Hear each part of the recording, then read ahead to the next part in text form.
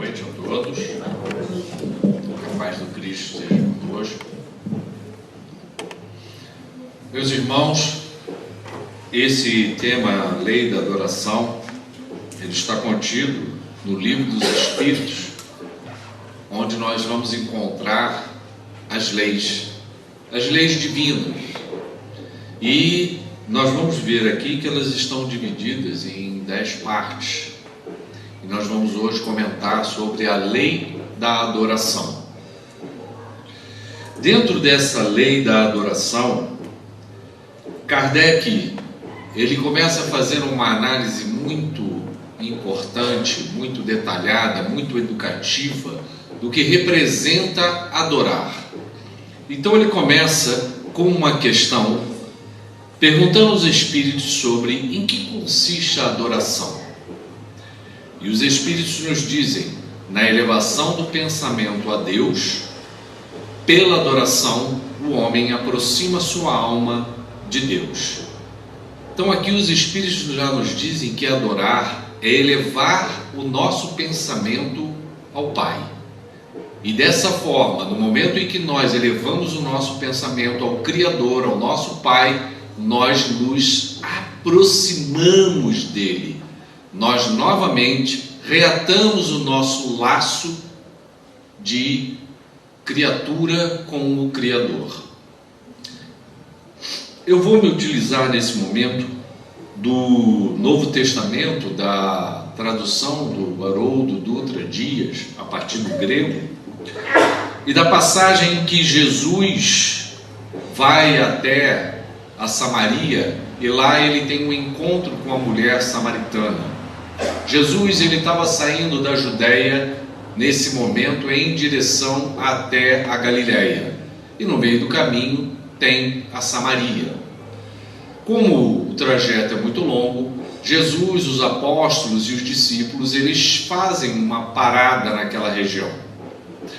Jesus fica então no poço de Jacó, onde a água é recolhida para as casas, enquanto os discípulos, os apóstolos, descem até o vilarejo próximo para comprarem mantimentos e tudo mais. O mestre para ali e uma mulher samaritana chega próximo para pegar água no poço. E nesse momento se estabelece uma conversação entre os dois. E num determinado momento Jesus diz a ela: dai-me de beber. E a gente sabia que naquele tempo os samaritanos e os judeus, Jesus era judeu, não havia, como tem a tradução, uma associação. E ela questiona isso para Jesus, como ele pede a ela, uma samaritana, água. Não é? E Jesus diz: se conhecesses o dom de Deus, e quem é aquele que te diz, dá-me de beber, tu lhe pedirias, e ele te daria a água viva. E aí ele continua mais adiante, Jesus, e diz: mas quem beber da água que eu lhe der, nunca mais terá sede. Ao contrário, a água que eu lhe der se tornará nele uma fonte de água jorrando para a vida eterna. Aqui é uma passagem que Jesus, então, de uma forma metafórica, de uma forma em que ele tenta exemplificar o que significa essa água viva para aquela mulher. É um ensinamento muito profundo, porque se a gente for pensar o que representa a água para cada um de nós, a água é vida. Nosso corpo, a maior parte dele é formado de água. O nosso planeta Terra, a maior parte do planeta é formado de água. Então a água representa vida. Sem água nós não vivemos. O planeta não vive. Então ela é essencial.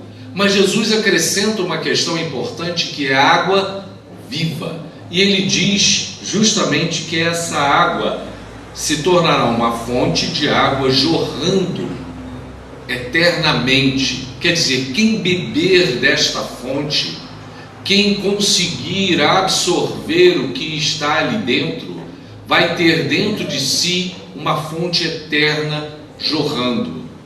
É o nosso encontro com essa água viva. E que água viva é essa? é a própria divindade dentro de cada um de nós. É o grande encontro que nós buscamos na nossa existência. Nós estamos nesse mundo sedentos de entender a razão do porquê, do como, para que nós estamos aqui. Nós acordamos e a todo momento nós questionamos a nós mesmos sobre a razão da nossa existência. Por que eu sou assim? Por que eu vivo assim? Por que eu estou nesse local? Para que isso tudo está acontecendo comigo? E Jesus diz: se beberes dessa água, se me pedires a água, eu te dou a água viva, que é esse mergulho profundo na proximidade com Deus. É o nosso encontro com Deus. E aí o que vai nos dar o sentido das nossas vidas? Vai nos dar o sentido de paz. Aliás, é uma das coisas que mais nós estamos precisando nesse mundo atualmente, é a paz do Espírito. Acalmarmos a mente, desacelerarmos a ansiedade, diminuirmos o nosso ímpeto, a nossa vontade de ter as coisas, de possuir as coisas, desacelerarmos. Vivemos hoje em um mundo em que a aceleração do pensamento ela é absurda. Não conseguimos permanecer num local. Nosso pensamento sempre está além, distante do local presente em que nós estamos. Isso faz com que a gente sofra mais por ansiedade. E aí ficamos mais ansiosos com as coisas que vão acontecer, que ainda nem aconteceram, e que muitos de nós criamos muitas vezes uma ilusão sobre um futuro que não sabemos se vai ser daquele jeito. Mas não conseguimos aproveitar o momento presente para desfrutar na construção de um momento melhor para cada um de nós. E Jesus, nesse momento, convida essa samaritana a beber dessa água viva, a mergulhar dentro de si. Porque tudo, como nos diz os Espíritos, tudo que nós precisamos saber está onde? Está escrito aonde? Na nossa consciência. No momento em que a gente mergulhar para dentro de cada um de nós e ouvir a nós mesmos, nós estaremos ouvindo a Deus. Esse é o grande encontro, porque nós não vamos encontrar essas respostas do lado de fora. A gente busca sempre alguma coisa que esteja do lado de fora. Uma beleza material, um brilho diferente, uma perfeição do corpo, tudo externo, tudo exteriorizado, mas esquecemos de olhar para dentro de cada um de nós e verificar quais são os pontos que precisam ainda ser trabalhados para nos melhorarmos. E Jesus, nessa preleção, ele ainda diz uma coisa importante. A mulher samaritana pergunta a ele, à medida que Jesus vai esclarecendo uma série de coisas sobre a vida dela, e ela vai ficando surpresa como um homem daqueles sabe sobre os relacionamentos dela. E Jesus aprofunda mais ainda sobre aquilo, e ela então diz que ele é um profeta. E ela pergunta: devemos adorar a Deus aqui na Samaria ou nos montes de Jerusalém?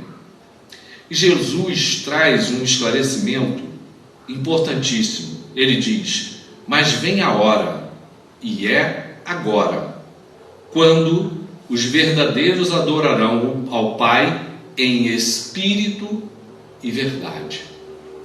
Olha como é que Jesus diz como vamos adorar a Deus. E nós vimos que os Espíritos nos dizem que adorar é elevar o pensamento a Deus. Os Espíritos não estão nos dizendo aqui que para nós adorarmos a Deus, precisamos ajoelhar, precisamos nos curvar, precisamos ter um ritual específico para podermos entrar em contato com a divindade. Não. Eles não falam sobre isso, sobre rituais, sobre posturas, sobre convenções, sobre maneiras da gente poder estabelecer a conexão com Deus. Adorar a Deus significa elevar o pensamento ao Pai e estabelecer essa conexão. E Jesus já dizia lá quando ele esteve conosco, quando os verdadeiros adoradores adorarão ao Pai em espírito e verdade, pois também o Pai busca os que assim o adoram. Ou seja, Deus entra em comunhão conosco no momento em que nós entramos em comunhão com o Pai, de coração, de espírito. E de que maneira? De uma maneira verdadeira, transparente. Deus é espírito e aqueles que o adoram devem adorá-lo em espírito e verdade. Aqui Jesus já deixou bem claro, quando passou entre nós, como é feita essa adoração. Imagine se Jesus tivesse dito assim: não, vamos esculpir aqui uma imagem, e essa imagem vai ser feita desta forma, com tais cores, tem que botar essa roupa, tem que estar no altar de tantos metros, com tantos degraus, desta forma ou daquela. Não houve isso. O mestre em nenhum momento quis dar nenhum tipo de orientação ritualística para nenhum de nós. Repara, nós criamos isso depois. Em todo momento da história da humanidade, nós vamos observando como nós, seres humanos, temos a necessidade de criarmos rituais, formas de nos dirigirmos até a divindade. Como se isso facilitasse para todos nós uma proximidade com Deus. Não há necessidade disso. E aqui Jesus esclarece bem, é bem direto: adorar a Deus em espírito e verdade. Então, se nós desejamos orar, eu posso estar de pé, eu posso estar almoçando, eu posso estar tomando um banho, eu posso estar caminhando. O que significa que manter-se em prece e em oração é em qualquer lugar e em qualquer momento da nossa existência. Se estamos caminhando numa calçada e naquele momento elevamos o pensamento ao Pai, estabelecemos essa adoração ao Criador e fazemos a nossa prece. A nossa oração é uma oração de coração, verdadeira, como Cristo nos coloca aqui. Sim, esse é o ponto em que nós nos aproximamos do Criador. A questão é que atualmente nós estamos cada vez mais nos afastando de Deus, porque estamos nos envolvendo com um materialismo. O materialismo, ele nos afasta do real sentido das nossas existências, nos coloca distantes, nos torna seres cada vez mais egoístas, egocentristas, frios e anestesiados diante de nós e diante do outro e diante do próximo. Assistimos hoje a nossa sociedade se tornar anestesiada diante da dor e do sofrimento do outro. Ficamos surpresos, perplexos diante de questões violentas, atrocidades que são cometidas, e como nós, em humanidade, nos tornamos seres anestesiados para isso, como se isso aí fosse uma coisa normal de acontecer, quando não é normal. O normal é desenvolvermos e ampliarmos o amor, ampliarmos a fraternidade e a solidariedade, ampliarmos o sentimento de compaixão pelo outro, abrirmos o coração para nos perdoarmos e perdoarmos até o próximo, porque se não houver perdão entre nós, não vamos conseguir avançar. Se tivermos ainda o coração repleto do olho por olho e dente por dente, e fizermos isso o objetivo das nossas vidas aqui, vamos cada vez mais sofrer e padecer, porque viemos aqui para superar essa etapa, para vivenciarmos o amor que o Cristo nos ensinou, que exemplificou, que em nenhum momento Jesus deixou para nós um legado de mágoa, de ressentimento e de vingança. Jesus, ele exemplificou muito mais do que isso.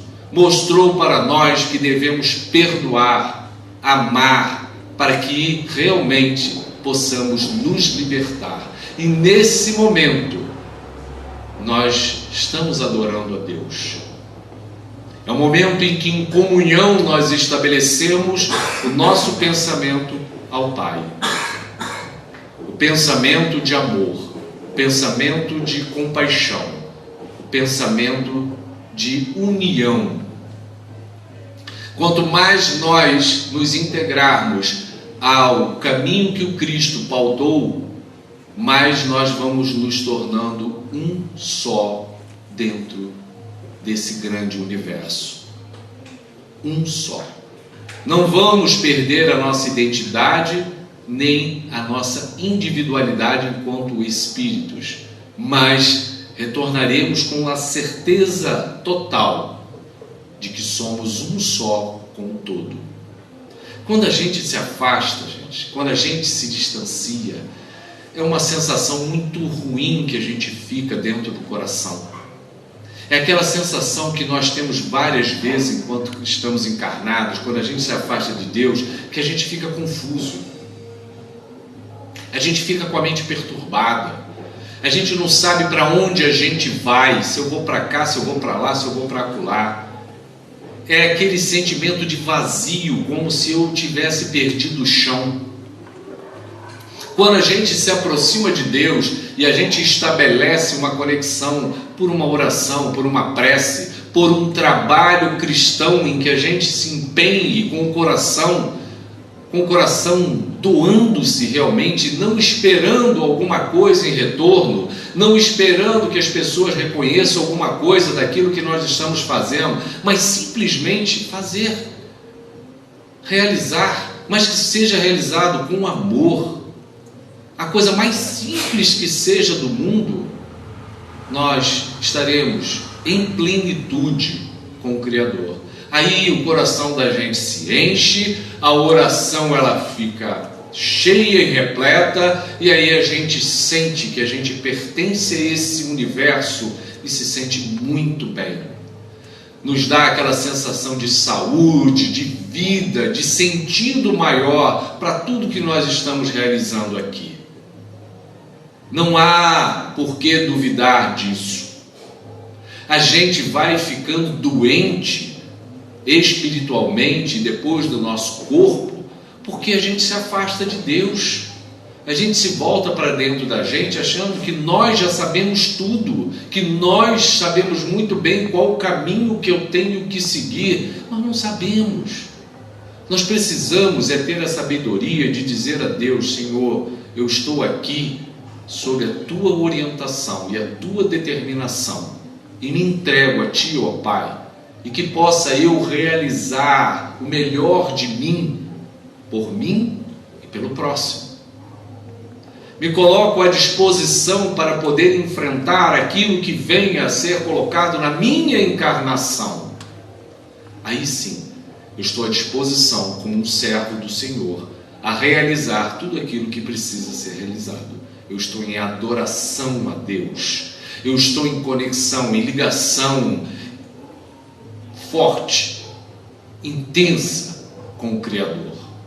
E aí não tem dúvida, não tem nenhuma insegurança. A gente vai se fortalecendo à medida que o caminho vai acontecendo.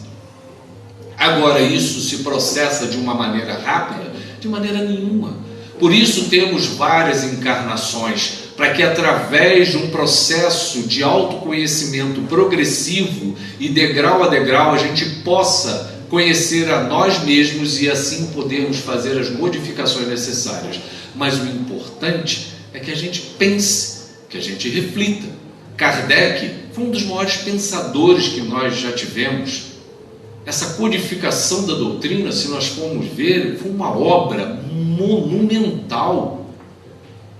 Uma obra monumental que esse espírito realizou, de unir isso tudo, de refletir sobre isso tudo, de nos ofertar uma doutrina para que a gente pense Em nenhum momento isso aqui produzido junto com esse mundo espiritual maravilhoso é para que a gente aceite de uma forma simplesmente por aceitar. Não, Kardec nunca fez isso. Ele quer que nós reflitamos sobre cada passo. Por isso, se vocês repararem, Kardec faz perguntas muitas vezes que parecem que são redundantes. Ele pergunta mais uma coisa, já pergunta outra, ele encadeia um raciocínio, mas porque ele quer esmiuçar as informações que os espíritos têm a dar para ele. E no livro dos espíritos, no capítulo da lei da adoração, Kardec pergunta aos espíritos: a adoração resulta de um sentimento inato ou é fruto de um ensinamento?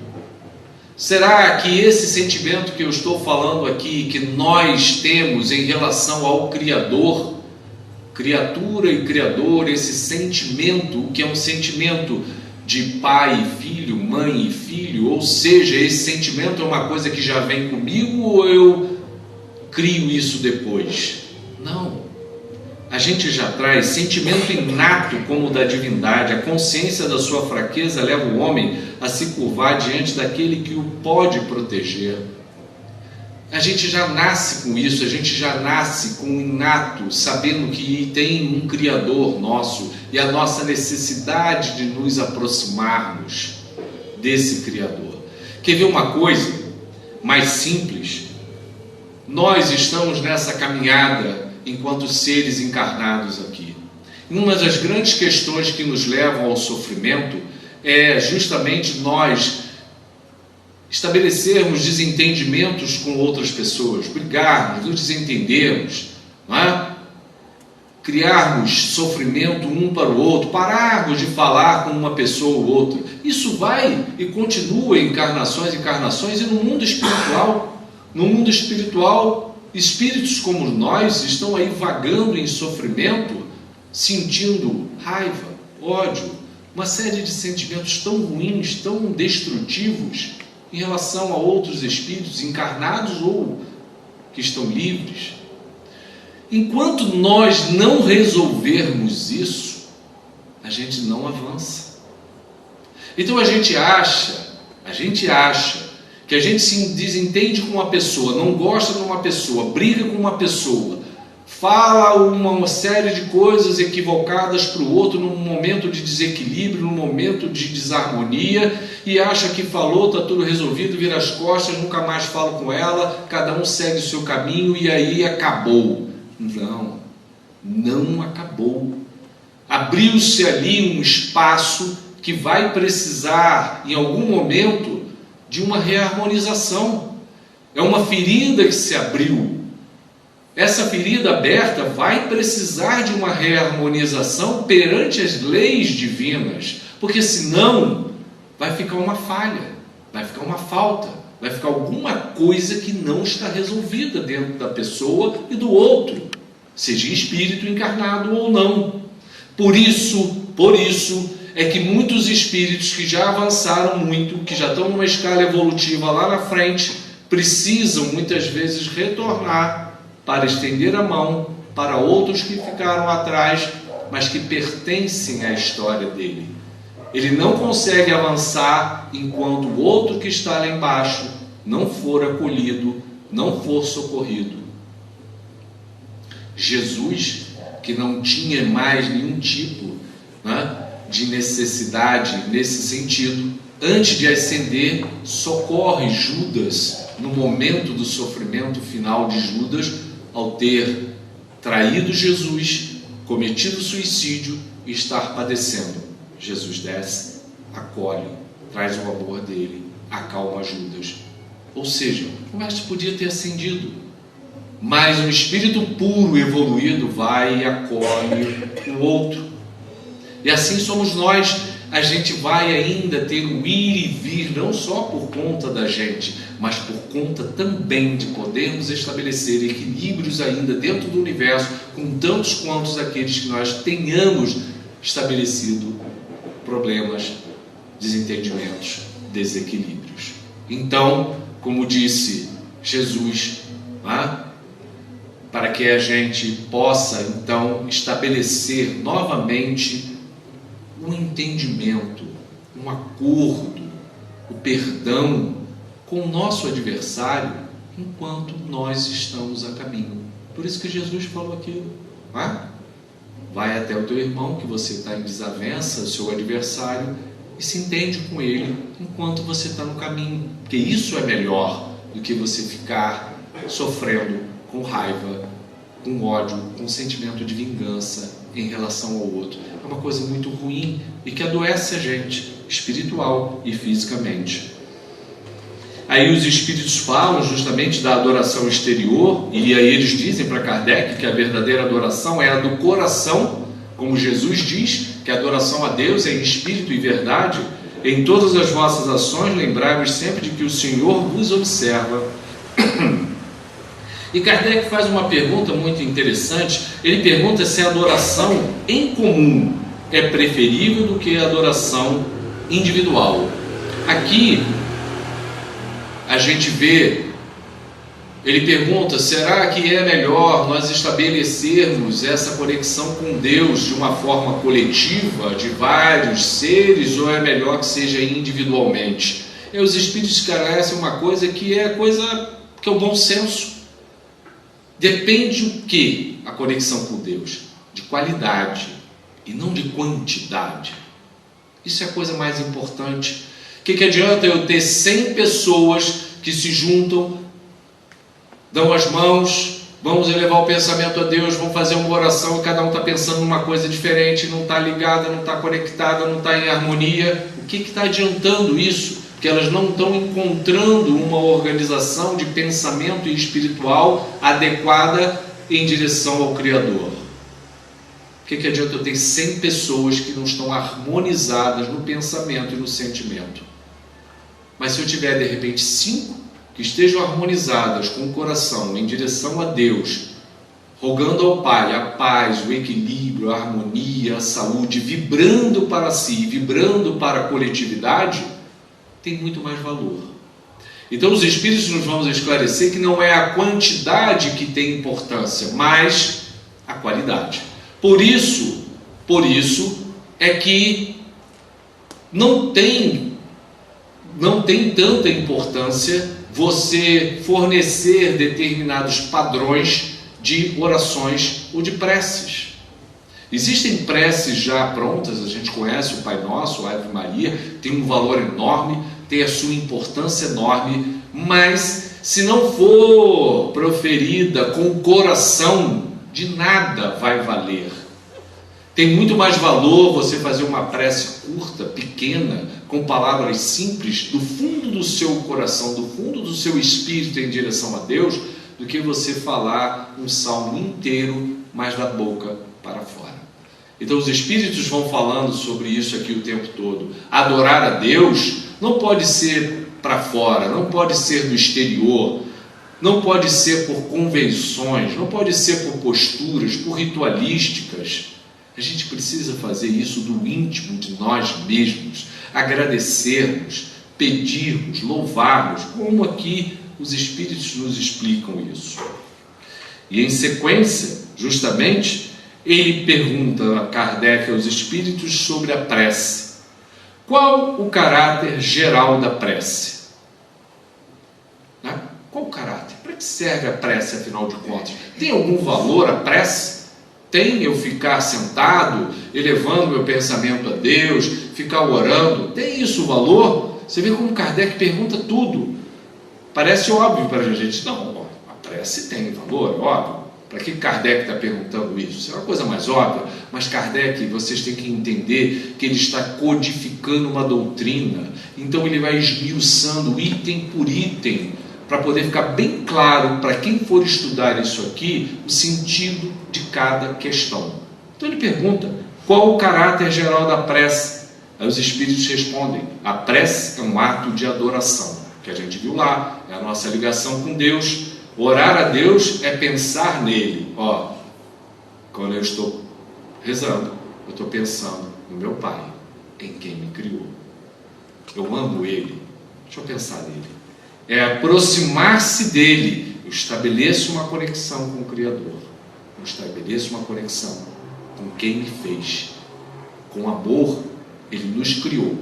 Com amor, Ele nos deu essa vida. É pôr-se em comunicação com Ele. Eu estabeleço um diálogo com o Criador. Pela prece, podemos fazer 3 coisas: louvar, pedir, agradecer. E aí a gente abre um parêntese sobre essas questões, porque nós, enquanto seres encarnados, pedimos muito, muito mesmo, mas não sabemos o que estamos pedindo. É importante que a gente pare e pense sobre o que cada um de nós está pedindo a Deus. O que a gente quer da nossa existência? O que a gente está pretendendo com esse pedido até o Criador? A gente agradece pouco ao Pai, a gente louva pouco ao Criador, a gente exige muito mais daquele que nos criou do que a gente agradece o que Ele nos ofertou, o que Ele nos deu. Por isso que na Bíblia diz: honrai pai e mãe. A gente pode até não ter, muitos de nós podemos não ter uma relação das melhores com os nossos pais, porque muitos, estamos aqui para quê? Para estabelecermos justamente o reequilíbrio, o reajustamento espiritual. E esses pais que hoje estão conosco aqui são espíritos que de alguma forma nós temos questões a serem resolvidas, ajustes a serem realizados. E muitas vezes nós estamos em umas famílias em que a gente não se sente bem, é como se a gente não pertencesse a ela, é como se a gente estivesse num local estranho, mas nós não estamos no lugar errado, não. Deus sabe muito bem onde nós devemos estar. Se estamos ali, é porque há uma necessidade, há um aprendizado e há algum ponto importante para nós evoluirmos. Então, aqueles 2 seres que nos deram a vida, pai e mãe, por mais que nós tenhamos algum tipo de diferença com eles, agradeçamos, porque sem eles, ninguém teria a vida. Não teríamos a vida sem aquelas 2 pessoas que nos ofertaram a possibilidade de estarmos encarnados, por mais que a gente tenha algum tipo de diferença. Por isso que Jesus falou: honrai pai e mãe. Agradeça sempre, agradeça, porque te deu a oportunidade de você encarnar e ter a oportunidade de aperfeiçoar você enquanto espírito aqui. Graças a Deus. Mas eu tenho diferenças com meus pais? Sim, é para isso que você está aqui, é para ajustar essas diferenças, era para aprender a ter paciência, para aprender a ter tolerância, para aprender a perdoar, para exercitar o amor. Mas eu não sinto amor. Mas você veio para exercitar. É para isso, é um exercício. Ele está dentro de nós, mas ele precisa vir à tona, ele precisa superficializar para que a gente possa deixá-lo viver. É para isso que nós estamos aqui. Por isso nós temos várias encarnações, para que a gente possa exercitar isso, porque uma só não dá, é pouco para nós. A prece torna melhor o homem? Pergunta Kardec. E aí eu vou juntar com uma questão seguinte, que é Kardec, você veja a inteligência dele, pergunta: a prece torna o homem melhor? E os espíritos dizem: sim, torna o homem melhor. Aí você pensa, lógico, se eu fizer prece, se eu orar, se eu estabelecer uma conexão com o Pai Criador de uma forma sincera e verdadeira, é bom. Aí Kardec pergunta: mas me diz aí, como é que certas pessoas, apesar de orarem bastante, têm mau caráter, são ciumentas, invejosas, impertinentes, carentes de benevolência, de indulgência e algumas vezes até viciosas? Era Kardec perguntando aos espíritos. E os espíritos dizem: o essencial não é orar muito, a quantidade, é orar bem. Essas pessoas acreditam que todo o mérito está na maior duração da prece e fecham os olhos para os seus próprios defeitos. Para elas, a prece é uma ocupação, um emprego do tempo, mas não um estudo de si mesmos. que os Espíritos dizem aqui? Não é a quantidade da oração que se faz, é o quanto ao orar nós mergulhamos para dentro de nós mesmos e reconhecemos as nossas falhas, os nossos erros, os nossos defeitos. Os Espíritos estão dizendo isso para a gente. Não adianta você ficar orando, você não vai melhorar só porque você está orando. Você ora em direção a Deus, estabelece uma comunicação com o Pai, você pede a Ele para que te dê a clareza suficiente para você ter a sabedoria de enfrentar a sua encarnação com o que vier de bom ou o que a gente acha que é ruim. Aí é que está a questão. Nós acreditamos que as dificuldades que nós atravessamos, os problemas que nós atravessamos são coisas ruins, mas não é assim. Aí os Espíritos nos dizem que a gente tem que olhar para dentro de nós mesmos e refletir sobre o que a gente está orando. A gente tem que orar pedindo para que a gente possa nos melhorar, termos força suficiente, sabedoria, clareza no pensamento e no coração para enfrentarmos as nossas provas e expiações da melhor forma possível. E aí, eu vou pular para uma questão lá na frente, que eu acho básica dessa lei da adoração, que é a 663, em que Kardec pergunta aos Espíritos: as preces que fazemos por nós mesmos podem mudar a natureza de nossas provas e desviar-lhes o curso? Quer dizer que se eu rezar, pedir, eu consigo mudar a minha vida, as minhas provas, desviar o curso do que está passando comigo? Eu estou com um problema tremendo. Será que se eu rezar bastante, esse problema não sai da minha frente? Aquilo não escapa? Deus não remove aquilo dali de uma forma milagrosa e tudo se resolve na minha vida? E aí os Espíritos dizem: as vossas provas estão nas mãos de Deus. E existem algumas que devem ser suportadas até o fim. Deus, porém, sempre leva em conta a resignação. Então, o que ele quer dizer aqui? Antes da oração existe uma coisa que é a justiça. Existe uma coisa chamada justiça. E que para nós evoluirmos há a necessidade que a gente passe por determinadas provas e expiações, para que haja correção daquilo que precisa ser melhorado dentro de nós. É como você pedir a uma professora de uma escola que ela está lá ensinando português ao aluno e que ele apresenta uma dificuldade na gramática, que ela simplesmente remova a gramática das aulas daquele aluno. Porque assim está resolvido o problema. O aluno tem dificuldade na gramática, eu tiro a gramática e ele não precisa mais entrar em contato com a gramática. A professora de matemática, a gente diz: não, ele tem dificuldade na multiplicação. Então faz o seguinte: tira a multiplicação, faz só adição, subtração, tira a multiplicação, tira a divisão, pronto, resolve o problema. E resolve. Você vai deixar aquele aluno com uma deficiência, com uma falha. Ele não vai se tornar capaz de enfrentar situações no futuro da vida dele que ele precise da matemática e ele precise do português. É isso que a gente está pedindo a Deus, que tire das nossas existências provas que nós tenhamos que passar para exercitar, para aperfeiçoar e corrigir equívocos que nós tenhamos. Não, você não vai passar mais por essa prova aí, você é uma pessoa muito egoísta, você é uma pessoa muito vaidosa, você é uma pessoa muito egocêntrica, você tem que passar por uma dificuldade nessa área. Não, mas eu vou fazer o seguinte, eu vou retirar isso. Eu estou ajudando esse espírito no sentido dele se tornar menos egoísta, menos vaidoso, menos egocêntrico? Não. Ele precisa enfrentar, nós precisamos enfrentar essas situações para que a gente, nesse atrito, consiga enxergar a nós mesmos e possamos fazer as correções necessárias.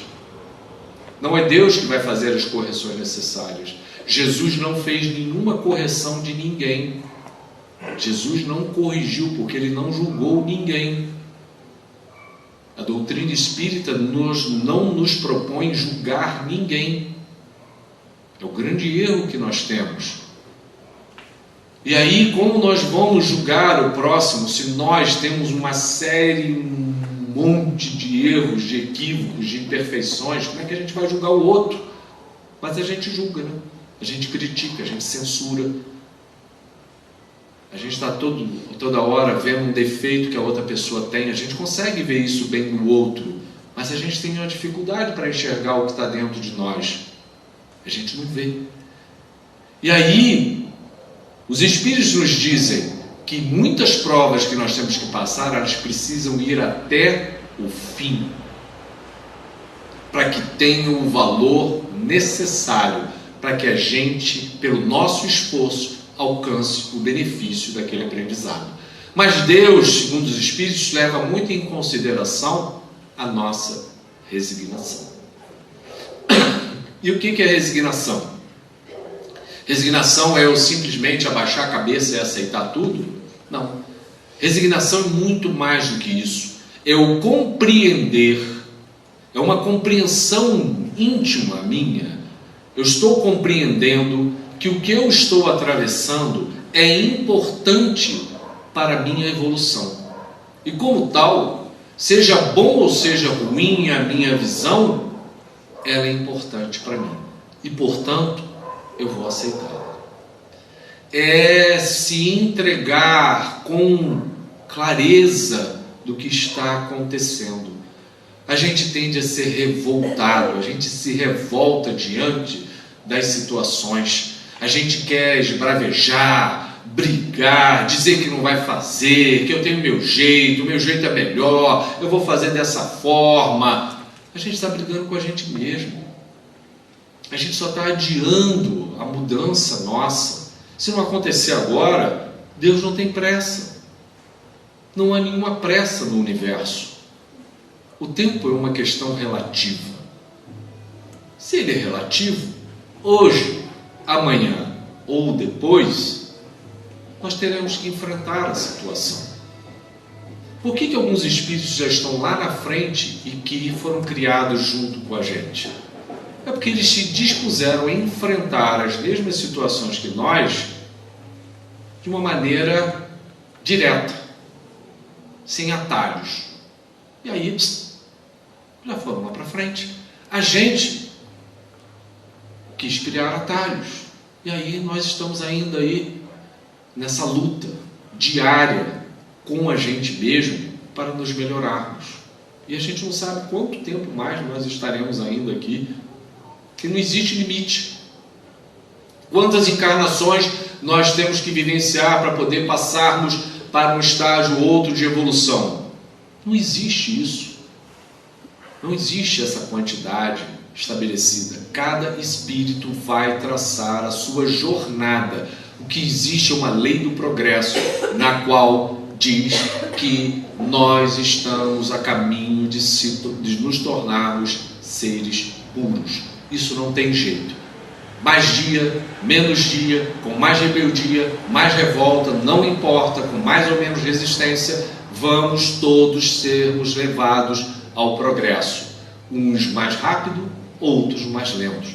Aí cabe a nossa escolha. O que cada um de nós quer. Eu quero ir mais rápido ou quero ir mais lento nesse processo? Mas o fato é que todos nós teremos que caminhar nessa marcha.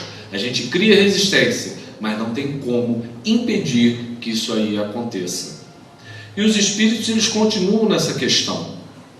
A prece, na hora que eu estou orando, ela atrai para nós o que? Bons espíritos, que ao nos darem a força de suportar com coragem, faz que elas nos pareçam menos rudes.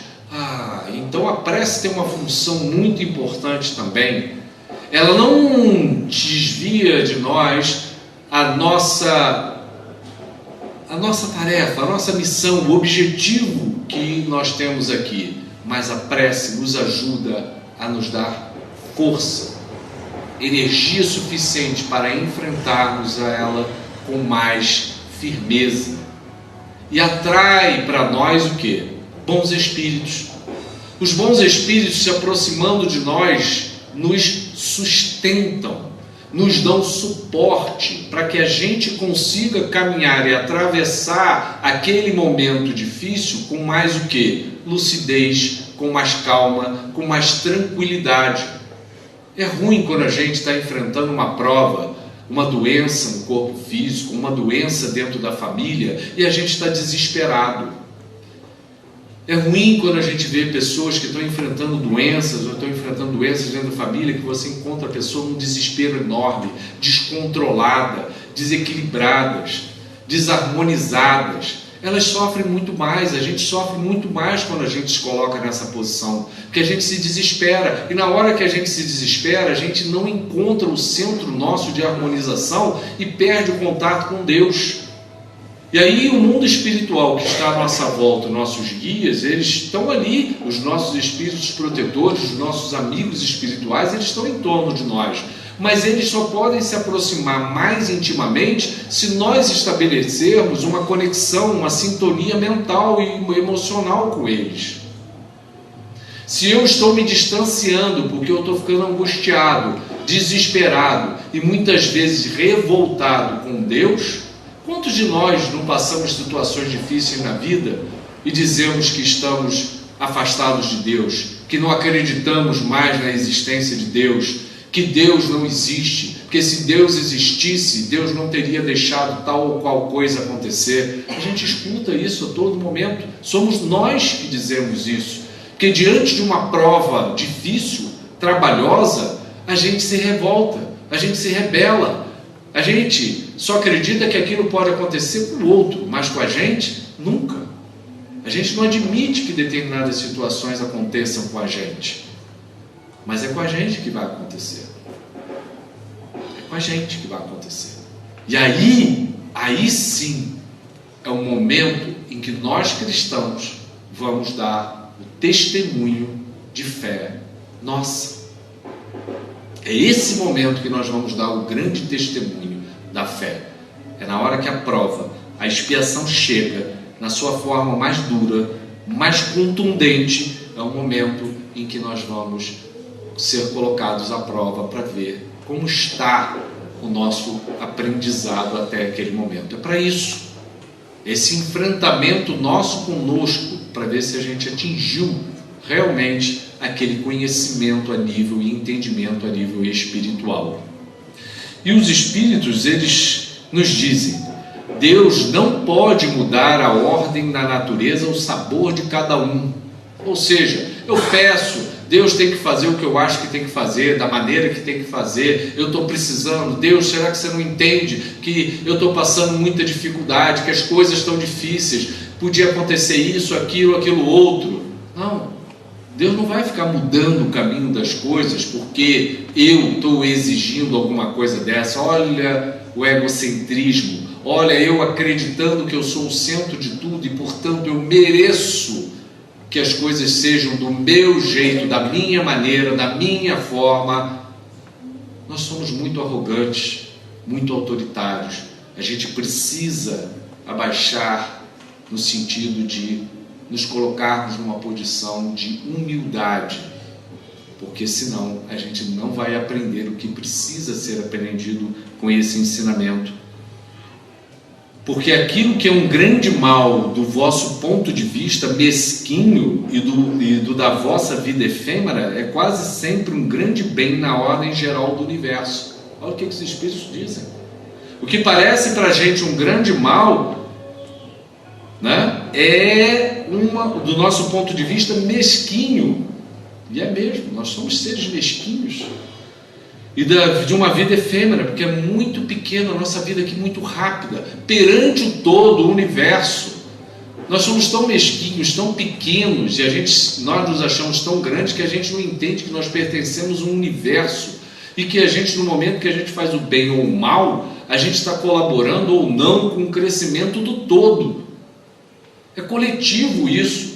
Só que aqui a gente tem uma ideia muito individualista. A gente acha que a gente está fazendo para nós mesmos, ou no máximo para a minha família. O restante é o restante. Não é.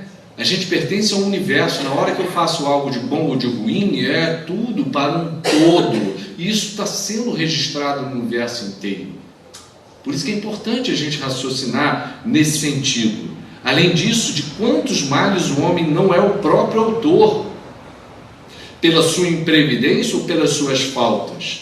Ele é punido naquilo em que pecou. O que os Espíritos querem dizer? A maior parte dos nossos sofrimentos são criados por quem? Por nós mesmos. Nós somos os autores das nossas dores, dos nossos sofrimentos, e ainda causamos dores e sofrimento também aos outros. Então, quando eles falam aqui que nós somos o próprio autor e nós somos punidos naquilo em que nós pecamos, é porque nós somos punidos, nós recebemos justamente dentro da lei de causa e efeito, ação e reação, nós vamos receber justamente onde nós perdemos o objetivo da nossa existência, onde nós não encontramos o caminho. No sentido do pecar aqui, é o sentido de não ter encontrado o caminho, de não ter encontrado o objetivo. Qual é o objetivo? O objetivo são as leis divinas. Quanto mais nós caminhamos dentro da lei divina, mais nós nos harmonizamos e mais nós encontramos o nosso sentido real e a nossa paz interior. Então a nossa dor, ela vem em função de tudo aquilo que a gente ainda não conseguiu acertar nas nossas próprias existências, e elas voltam para a gente. Entretanto, os vossos pedidos justos são atendidos muito mais vezes do que supondes. Julgais que Deus não vos ouviu porque não fez um milagre em vosso favor, quando vos assiste por meios tão naturais que vos pareçam obra do acaso ou da força das circunstâncias. A gente sempre espera algum milagre, algo maravilhoso que aconteça nas nossas vidas para a gente passar a acreditar que Deus está agindo. Mas Deus está agindo a todo instante, todo momento o Pai está nos auxiliando. Pessoas que nos aproximam, pessoas tão próximas a nós, nossa família, nossos amigos, as pessoas que trabalham com a gente, o mundo espiritual está a todo instante nos apoiando para que a gente possa melhorar. O que cabe a nós é estabelecermos uma conexão de sintonia com uma esfera superior, com pensamentos, com uma oração realmente voltada a Deus, em espírito e em verdade. E para finalizar, ele nos diz que muitas vezes também julgais que Deus não vos ouviu porque não fez um milagre. Mas muitas vezes também, e é o que quase sempre acontece, Ele vos sugere a ideia necessária para vos desembaraçardes por vós mesmos das dificuldades que enfrentais. Ou seja, nós precisamos nos colocar numa posição receptiva ao mundo espiritual. A gente fecha os nossos canais de comunicação com muita facilidade. Fechamos com o quê? Com a irritação, com a ansiedade, com a angústia, com os pensamentos negativos e pessimistas. Fechamos os nossos canais de comunicação com o mundo espiritual superior, com os bons espíritos. E aí abrimos uma conexão de angústia, de ansiedade, de depressão, de medo com os espíritos que compartilham dos mesmos sentimentos e pensamentos. E aí o que nós vamos sentir? Uma amplificação desses sentimentos de ansiedade, de angústia, de depressão, porque esses espíritos também compartilham dos mesmos sentimentos. Para que nos melhoremos, precisamos estabelecer essa oração voltada ao Deus, essa sintonia com o Pai, mas tendo o coração com amor, com carinho, pedindo ao Pai justamente que nos auxilie nessa jornada, clareando com sabedoria os melhores caminhos para cada um de nós. Que o Cristo seja sempre o nosso modelo, o nosso guia nessa jornada, e que sempre que tivermos dúvida, possamos voltar ao Evangelho. Todas as respostas que nós precisamos estão contidas no Evangelho cristão do nosso Senhor Jesus. Muita paz.